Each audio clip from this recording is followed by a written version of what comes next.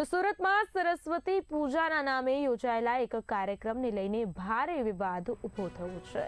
વેડ road વિસ્તારમાં આવેલી અખંડ કોલેજ સામેની આનંદ પાર્ક સોસાયટીમાં સાથે જ મિત્ર મંડળ દ્વારા જાહેર સરસ્વતી પૂજાનું આયોજન કરવામાં આવ્યું હતું. જો કે આ કાર્યક્રમમાં સાંસ્કૃતિક કાર્યક્રમના નામે સ્ટેજ પર ડાન્સરો દ્વારા ઠુમકા લગાવવામાં આવતા લોકોમાં નારાજગી જોવા મળી રહી છે. માહિતી અનુસાર માતા સરસ્વતી વિદ્યાની દેવી હોવા છતાં તેમના નામે યોજાયેલા કાર્યક્રમમાં ડાન્સ કાર્યક્રમ રજૂ કરાયો હતો. આ સમગ્ર ઘટનાના વિડીયો સોશિયલ મીડિયા પર વાયરલ થયા છે, જેને લઈને સુરતના સોશિયલ મીડિયા પર ભારે લોકચર્ચા ચાલી રહી છે.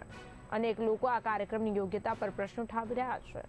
વિશેષ વાત તો એ છે કે આ કાર્યક્રમમાં સ્થાનિક કોર્પોરેટરની હાજરી પણ હોવાનું જાણવા મળ્યું છે, જેને લઈને વિવાદ વધુ ઘેરો બન્યો છે.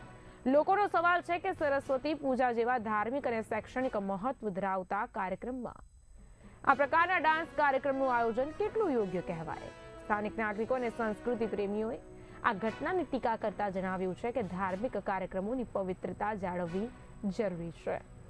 માતા સરસ્વતીના નામે આવા કાર્યક્રમો યોજવાથી ધાર્મિક ભાવનાઓને ઠેસ પહોંચે છે. હાલ આ મામલે આયોજકો તરફથી કોઈ પણ પ્રકારની સત્તાવાર સ્પષ્ટતા સામે આવી નથી.